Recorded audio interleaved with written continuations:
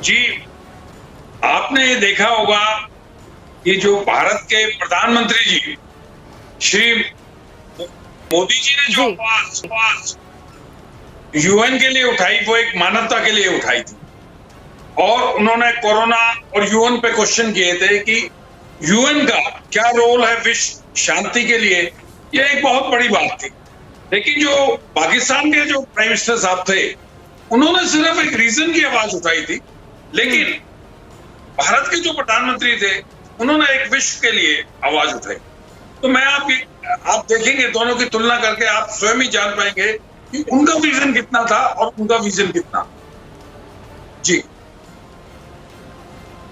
अच्छा, आपको क्या लगता है कि प्राइम मिनिस्टर साहब ने सिर्फ एक रीजन के लिए आवाज उठाई थी? मेरे ख्याल से उन्होंने बहुत से इश्यूज पे आवाज उठाई थी। मलिहा के लिए आवाज उठाई बिल्कुल, मुस्लिम उम्मा के लिए आवाज उठाई, जो जुल्म हो रहा है पूरी दुनिया में उसके लिए आवाज उठाई, बिल्कुल ब्लास्फेमी के अगेंस्ट आवाज उठाई, और जो इनइक्वालिटी है इंडिया के हवाले से खुलकर बात की। अब आपसे सवाल इसलिए बनता है कि हमारे प्राइम मिनिस्टर ने खिताब किया और अच्छी बात वो करेंगे तो हमें तो खुशी होगी।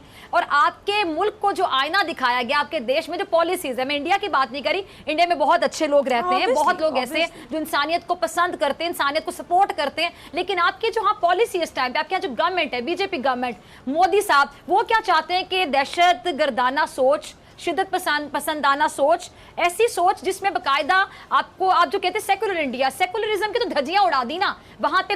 इमरान खान साहब ने जो बात की, वो कश्मीर का मुद्दा भी उठाया, उन्होंने इंडिया के बारे में ये सब बातें की। लेकिन आप इंडिया आकर के देखिए, इंडिया में अगर मुसलमान वाकई दुखी होते, वाकई उनके ऊपर इस तरह की तशद्दुद होती, वाकई उनके ऊपर इतना जुल्म होता, तो आप देखिए दुनिया की जो दूसरी सबसे बड़ी मुस्लिम आबादी है वो हमारे यहाँ नहीं रह रही होती।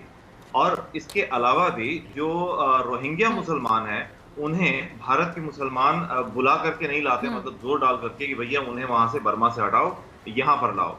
तो अगर मुसलमानों के लिए महफूज जगह नहीं है हिंदुस्तान, तो फिर इतने सारे मुसलमान कैसे रह रहे हैं हमारे यहाँ? दूसरी बात, फिर रोहिंग्या मुसलमान हमारे यहाँ कैसे आ रहे हैं? और रही बात सिख और ईसाइयों की, बल्कि ईसाई तो मैं आपको बताऊं, पंजाब में ईसाइयत पहले कभी नहीं थी। आज आपको ढेर सारे चर्च मिल जाएंगे।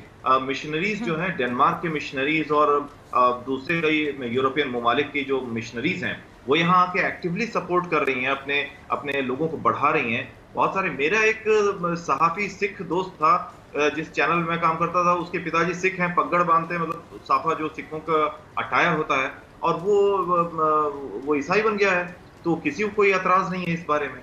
और सिर्फ ये आपका पंजाब ही नहीं, बल्कि उत्तर भारत के नॉर्दर्न इंडिया के कई और ऐसे इलाके हैं, जैसे उत्तराखंड है, हरियाणा के कुछ इलाके हैं, हरियाणा का जैसे नूह इलाका है, वहां 90% आबादी मतलब मुसलमानों की है। और इसके अलावा आपको बताऊं, ईसाई मिशनरीज बहुत तेजी से हमारे यहाँ काम कर रही हैं। और जहां तक रही बात, वो आप जो बोल रही हैं कि बाकी सब लोग दुखी हैं, सिर्फ हिंदू खुश है, ऐसा नहीं है जनाब। हिंदुओं में भी बहुत सारे लोग दुखी हैं जिनकी कोरोना के कारण नौकरियां चली गई हैं।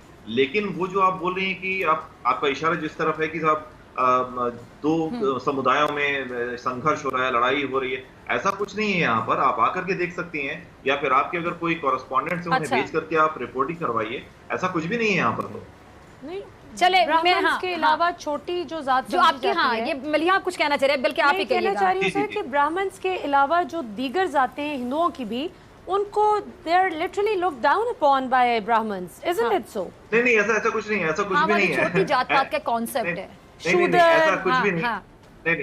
जो आप बोल रही हैं, ये दरअसल क्या है कि आपको ये मालूम है कि हिंदुओं में 4 जातियां होती हैं, ब्राह्मण, क्षत्रिय, वैश्य और शूद्र। ठीक है, शूद्र सबसे, दलित ही बोलते हैं।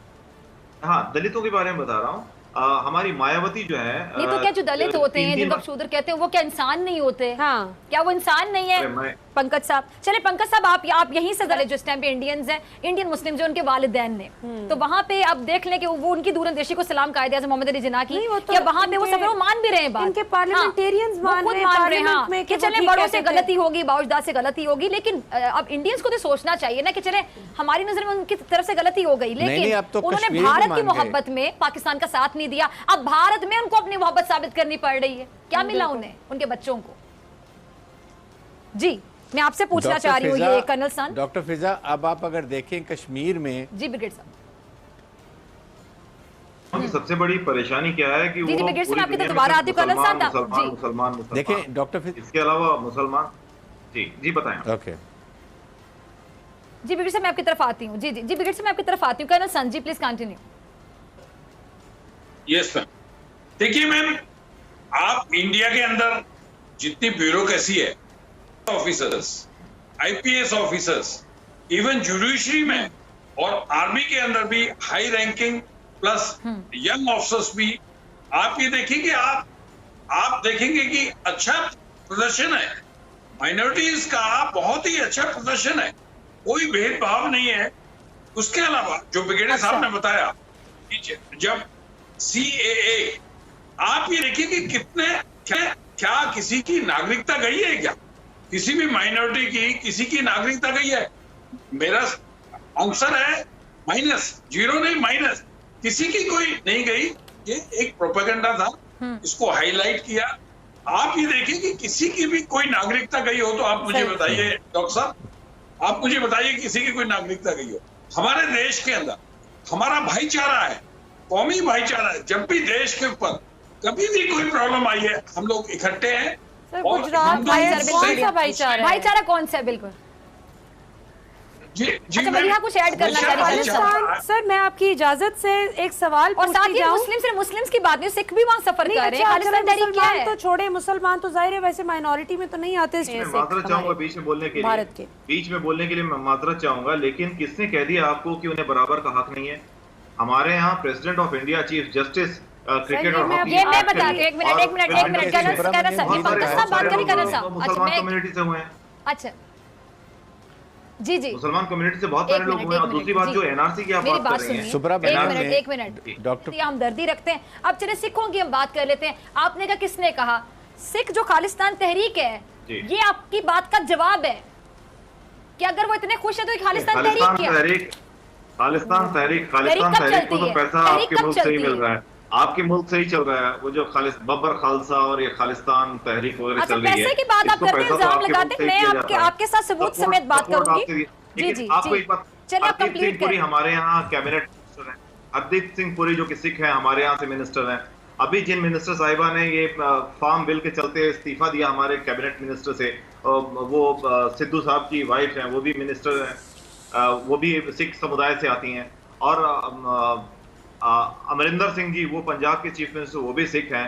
जैल सिंह हमारे प्रेसिडेंट ऑफ इंडिया रह चुके, मनमोहन सिंह हमारे प्राइम मिनिस्टर ऑफ इंडिया 10 साल तक रह चुके, वो भी सिख हैं। वो तो सिख हमारे होंगे ही यहाँ वहाँ के। सिख, सर हमारे यहाँ सिख जो है आबादी उसकी बड़ी थोड़ी सी है, लेकिन टैक्स पेइंग कम्युनिटी है, बहुत बड़ी मात्रा में टैक्स देते हैं, और ये बहुत बड़ी सरमायादार कम्युनिटी है।